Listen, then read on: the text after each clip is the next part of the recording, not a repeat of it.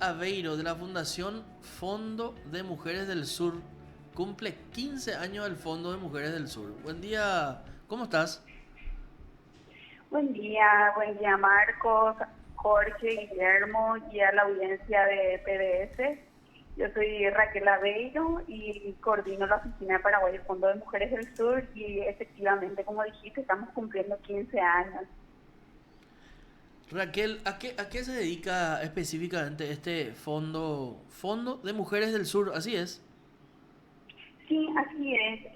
El Fondo de Mujeres del Sur es una fundación feminista y lo que hacemos es movilizar recursos financieros y brindar apoyo técnico y político a organizaciones, generalmente organizaciones de base, de mujeres campesinas, indígenas, de sectores populares, eh, afrodescendientes, migrantes y de las periferias, por ejemplo, que se organizan para defender sus derechos, ¿verdad?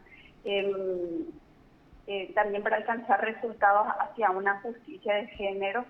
Estamos trabajando en Argentina, Uruguay y Paraguay y desde el 2017 también coordinamos un programa a nivel regional que se llama Liderando desde el Sur, lo que nos ha permitido también llegar a otros países de Latinoamérica y también a otras organizaciones, siendo que el Fondo de Mujeres del Sur tiene un mandato, ¿verdad?, de hacer llegar los recursos a organizaciones de base de territorio.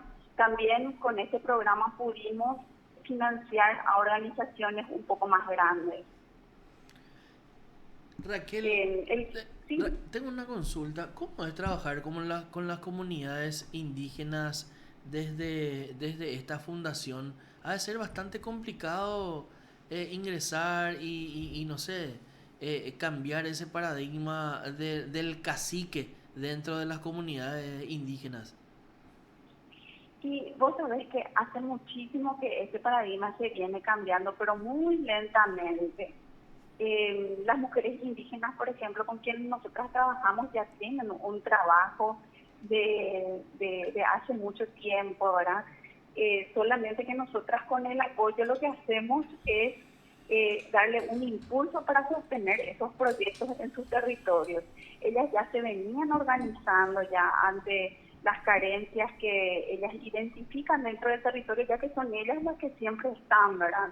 Y más con la pandemia, ¿verdad? Que fueron profesoras, vos sabés, por todo lo que pasamos también mucho las mujeres en este tiempo, las carencias también en el tema de alimentación, de salud, que pasaron dentro de las comunidades y tal, ¿verdad?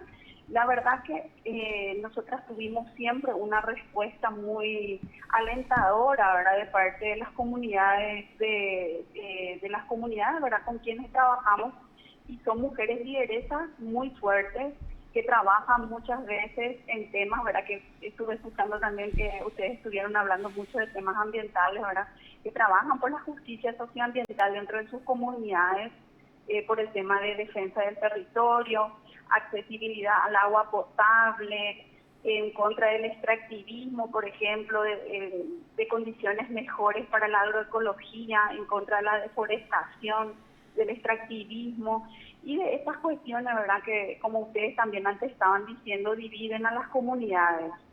En general, ellas están muy bien organizadas y lo que hacemos nosotras es poner un granito de arena, ¿verdad?, para que ellas puedan seguir con sus proyectos. Ok, y este viernes es el festejo. Y estamos en un marco de festejos, ¿verdad?, por todo lo que ya pudimos lograr en el fondo en estos 15 años y también por los desafíos, en homenaje un poco también a todas nuestras copartes, a las organizaciones que trabajan con nosotras. En este marco vamos a tener una reunión, ¿verdad?, un encuentro precisamente con las copartes, organizaciones aliadas, donde vamos a hablar de la trayectoria del fondo y de las apuestas también a futuro, ¿verdad? El fondo trabaja en 4 líneas estratégicas, que son la participación política y el activismo feminista, la justicia económica, la erradicación de la violencia y discriminación, la justicia socioambiental urbana, y en ese marco también tenemos varios proyectos activos del cual las mujeres, los grupos de mujeres son partícipes. Ellas generalmente, como te decía ya, están organizadas. Nosotros lo que hacemos es tratar de fortalecer un poco esa organización y esos liderazgos estratégicos que asumen ellas desde sus comunidades. Buenos días, Raquel. Una consulta. La gente que quiera asistir a la charla el viernes, ¿cómo lo puede hacer? En- por cuestiones, ¿verdad?, tanto de infraestructura como de seguridad, es un evento cerrado precisamente, como te decía, a las COPARTE, organizaciones aliadas, pero sí, por ejemplo, solemos hacer digamos, otros eventos que sí son más públicos y generalmente también las COPARTE lo suelen hacer, ¿verdad? Movilizaciones, por ejemplo, en pos de activar derechos, por ejemplo, por exigibilidades de derechos y tal. Entonces, este evento precisamente es cerrado, ¿verdad? Y estamos festejando con mucho orgullo ya en la trayectoria que estamos teniendo, ¿verdad? Desde el Paraguay, desde el 2013 tenemos una oficina y apoyamos ya a 73 organizaciones y con un apoyo sostenido a estas organizaciones dimos ya 250 apoyos. Entonces, bueno, estamos muy contentas. Sabemos que hay un gran desafío, ¿verdad?, por toda la crisis socioeconómica y ambiental que hay, pero vamos aprendiendo y esperamos seguir por mucho tiempo más, ¿verdad? En este camino apoyando y aportando para el activismo de las mujeres, ¿verdad? Raquel, Jorge Rolón Sí, Luna le saluda, ¿qué tal? un gusto, Jorge. Igualmente. ¿Cómo ve usted que una institución tan importante en el ámbito de los derechos humanos, y eso incluye obviamente los derechos de las mujeres, como lo de la Defensoría del Pueblo, esté como esté actualmente? Y no es solamente la Defensoría del Pueblo, si vamos a hablar, ¿verdad?, las instituciones en general, se siente un retroceso, ¿verdad?, Ujú. con el tema de atender en el Estado las cuestiones de derechos en general, ¿verdad? El derecho a territorio, el derecho a la salud, el derecho a la educación. Y en ese ámbito, por supuesto, la Defensoría cumple un papel súper importante, ¿verdad? Pero ese papel no se está cumpliendo. Precisamente muchos de los grupos que nosotras apoyamos están Raquel, trabajando para eso. Sí, sí, sí, hay justamente una pequeña observación sobre la sí, sí. introducción suya, justamente porque me parece muy interesante lo que acaba de decir. Por lo menos entre saco yo infiero lo siguiente. El problema es que la Defensoría del Pueblo es la institución más importante y no solo es una institución en el ámbito de los derechos humanos como hay otras que usted también empezó a hablar de eso, pero es una institución y un órgano de control que tiene que hacer que el resto funcione bien y tiene que demandar a esas instituciones que no cumplen con su papel. Y en el caso de los derechos de las mujeres es como tener un vacío enorme ahí institucional de un lugar desde donde se podría bregar por los derechos de las mujeres. Exacto, pero como te decía, Marco, esta situación está sucediendo en todo el Estado.